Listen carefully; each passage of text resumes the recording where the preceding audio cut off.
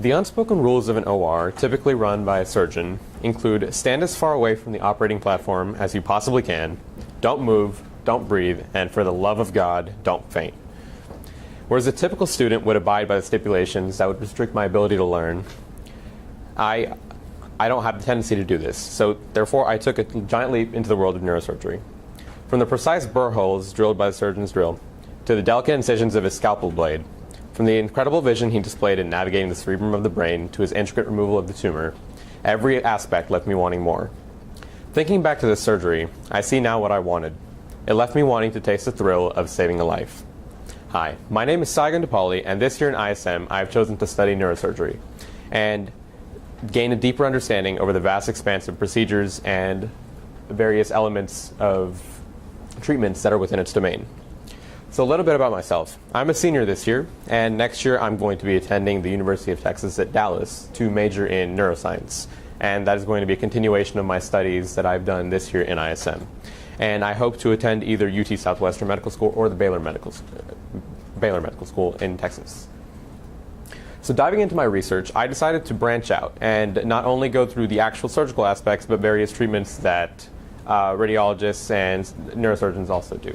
So starting out, we're going to be looking at adjuvant radiotherapy for atypical meningiomas. So these are essentially tumors that are part of the grade 2 scale, which means they're very treatable, but they have nagging recurrences, and that's the aspect that most surgeons are advised to treat. So the radiotherapy was designed as an aggressive initial approach for the tumor to attack it head-on with a great amount of force, and this was intended to show improvement in the recurrence of tumors and reduce the recurrences so patients would have a better lifestyle. Although the initial studies did not show improvement, I learned that in recent years that the therapy is in fact working. And this provided an element to me as to take away that continued persistence towards a goal that you're trying to reach or a research element may yield results over time. So next, I focused on a very rare case study of a double diagnosis of a tumor and multiple sclerosis. So this patient was a 25-year-old who had spastic measures before falling and being admitted into the hospital.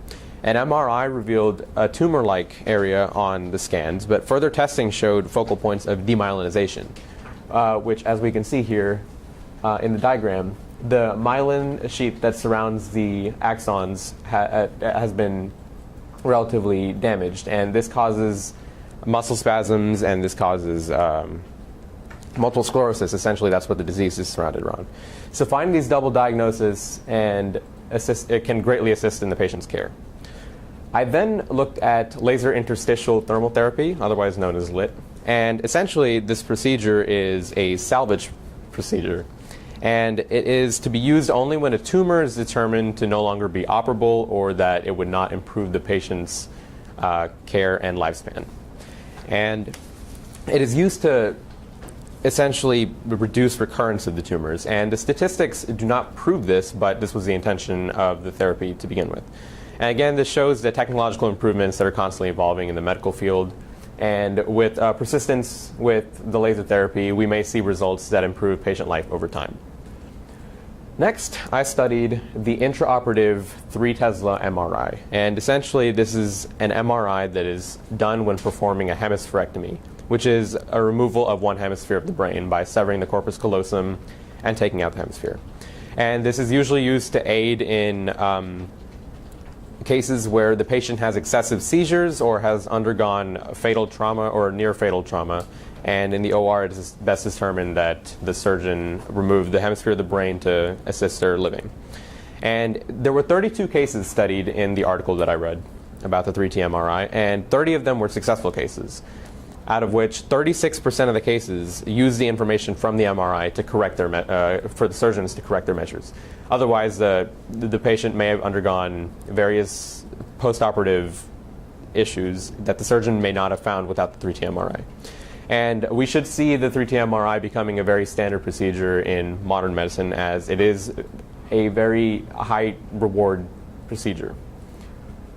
And next, I wanted to hit a little bit about the research showcase. And in the research showcase, the main concern and the main talking point that I was faced with when speaking with different adults and professionals in the field was the amount of schooling and education that is needed to become a neurosurgeon. And essentially it would constitute the 4 years of pre-medicine and the 4 years of medical school, and then after that anywhere from 6 to 8 years of a residency before taking exams to be board certified to become finally an attending or an actual licensed practicing neurosurgeon. And this just goes to show that not everyone can do neurosurgery, and that the right mindset is required in order to be able to pursue this field as a career. So the research I've done has really allowed me to expand my knowledge and better direct my informational interviews, in which my secondary research or primary research comes in. And in those interviews, I was able to gain a great deal of information. So starting out, I interviewed Dr. Alan London, and he is with the Surgical Associates of Collin County. And I know Dr. London because this past summer I shadowed him during the summer months and learned a little bit more about surgery as a general field, and as he's a general surgeon. So the quote I took away from him was, "Do medicine for the right reasons, don't go in for the wrong reasons." And essentially this is the basis of what Dr. London told me. He said that I should be going into the field of medicine wanting to help people, like not for the money, as he cited that insurance companies and the way that regulations have gone have really greatly reduced the amount of salary that doctors get, but really not the amount of satisfaction they get from helping their patients. And so you have to be able to help, and you want to be able to help others and work long hours in order to survive as a surgeon. Next, I interviewed Dr. William Bannister, who's a neurosurgeon mainly affiliated with the Presbyterian Hospital of Plano. And due to this being a phone interview, I had to kind of adapt my style of interviewing in order to better direct our conversation for proper information. And from Dr. Bannister, I took away that neurosurgery is a mystery, essentially. And entering the field, I want to be able to solve the mystery. I have to be able to have a drive to fix any problems that I may not understand at first sight in order to be successful. And I know that I love a challenge, and this, based on what he told me, is really inviting me into the field and making me excited for my future. Next, I interviewed Dr. William McCullough, who is a neurosurgeon affiliated with Frisco Spine. And he was the first surgeon that I've talked to essentially over the years of health science, last year, health science 2, health science 3 this year, and my entire life, really, who told me that he enjoyed the variability of the job. And for Dr. McCullough, he told me that variability simply means that I should expect something new every day. And he really does not like the idea of monotony, and having a different thing every day means that he's going to have to focus on various things, and it ties into how neurosurgery is really a puzzle, and solving the puzzle helps you become a better physician. So I learned that life after residency as an attending in a big hospital is one of the things that he said he missed, as Dr. McCullough now works in private practice, but before he entered private practice, he was an attending surgeon at St. Louis.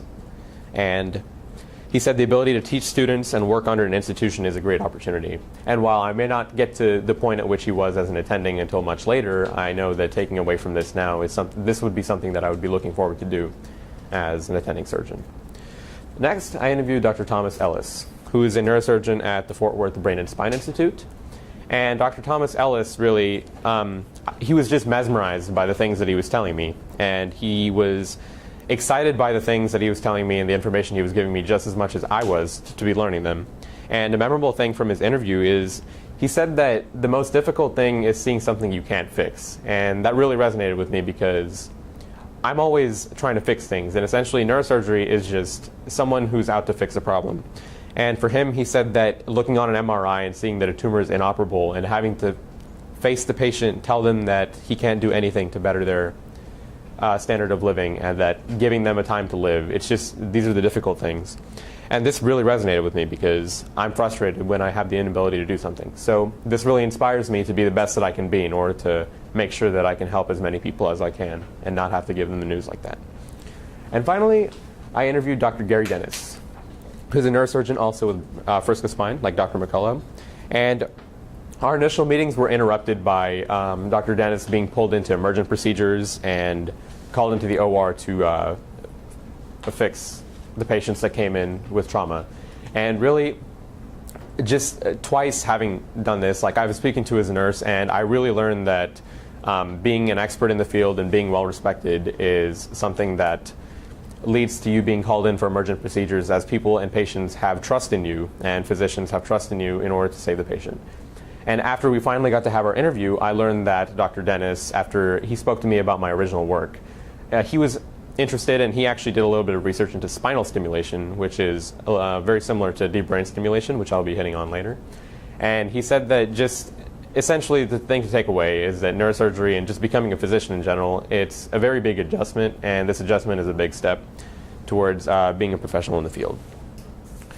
So throughout my research, I know I've hit on various aspects and not just a physical, like scalpel blade or cutting into the brain. I've hit on various types of treatments, and this kind of stimulated my interest in deep brain stimulation. And essentially, that was my original work topic and the topic that I surrounded my research on for completion of my original work. So my original work was a patient case study that I created, and I created his history, his name, his medications, the plan of treatment, the physicians, essentially everything. I created a world in which this patient had undergone an accident which had left him with damage to his muscles and tremors. And the tremors could be fixed in using deep brain stimulation, in which an electrode is sent into one of 3 areas of the brain, which are determined based on the patient's statistics and medical records and histories and various types of factors that the physician will consider. And the electrode is sent in, and this area is essentially stimulated, and there's a sort of a neural pacemaker that is put into a flap of skin, right underneath the flap of skin towards your shoulder blade. And this fixes the neural impulses as they may fail to send at times, which causes the tremors in the hand. And for this patient, that is what was needed to be fixed, and he essentially received the deep brain stimulation, and he received the pacemaker, and that was able to correct almost all of his tremors. And so, as we can see here, these are pictures of paperwork that a typical physician would have to fill in, and this includes medication, the time in which the patient came in, their vital signs monitored over time by a nurse, and then this was all showcased into a binder which represents a hospital file that typical people would have. And in doing so, I feel like I was able to represent my research about deep brain stimulation and just introduce a fairly new aspect of the medical field and neurosurgery in general. And this is something that a lot of people don't know about. Deep brain stimulation is not something you hear about every day, and I feel like in creating a patient case study, they're able to see in real time how patients would be treated and how the cases coming in would be looked at. And moving on to my mentor experience, as I was speaking about earlier, Dr. Thomas Ellis ended up becoming my mentor. And to speak to my mentor experience, I know that this year, particularly in ISM, I was I was to acquire a mentor very, very late. And throughout the year, I know that I was very persistent in finding a mentor, as I was met with many dead ends. And it was a very extensive process for me to get interviews at various places because of the busyness of physician schedules paired with their transitional periods, whether they're moving from one company to the next or from one office building to the next. And then a few of the surgeons said that their caseload now was actually much lesser than they would have normally had before, and that my experience would be bettered by someone with a greater caseload. So I stayed persistent, and I never gave in. I kept making calls. I had follow-up interviews with many people, and I had set up many interviews. And then after a very, very long time, I was finally able to get my mentor. And my experience under Dr. Ellis so far has been great. I've been on 2 mentor visits as of now, and both of them have been in the clinic, as I have submitted paperwork for consent in the ORs.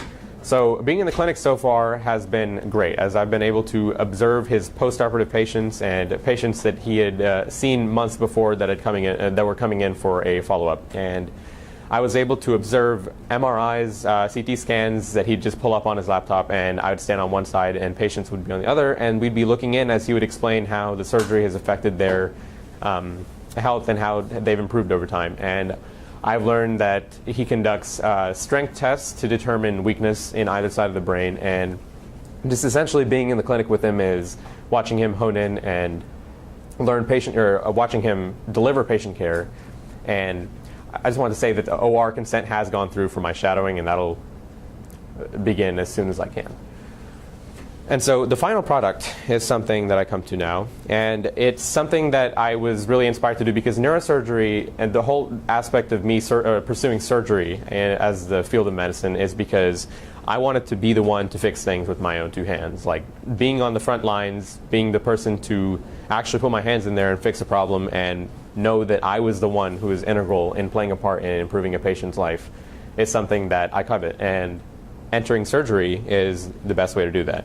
So I decided that in neurosurgery, the best way to showcase my knowledge and all the research I've done this year, and hopefully the knowledge that I'll gain by observing procedures in the future, the best way to showcase all that was to perform a surgery using any tools that I can put together and essentially simulate what would go on in an actual OR. And the materials that I had to gather for this were animal heads, which I had to gather pig heads essentially because I cannot operate on cow heads, and human heads and cow heads were like difficult to find, so pig heads ended up being the animal that I chose for operating, and I had to gather those through Columbia Packaging, which is a meat packaging plant that I found downtown that I had to go to get my materials from. Next was a battery-powered electrocautery pen, and this I found online through a website called Live Action Safety, and I was able to order it, and essentially it serves as a Bovie pen, and usually a Bovie pen in an actual OR would be hooked up to the machine, but a battery-powered electrocautery pen was the best substitute for that while serving essentially the same purpose. Next were sterile drapings and my sterile suit in an operative room, and this I got through the Surgical Center of Plano through Mrs. Amidon. And after that was a drill and saw, which I was able to simulate using actual drills and saws from Home Depot.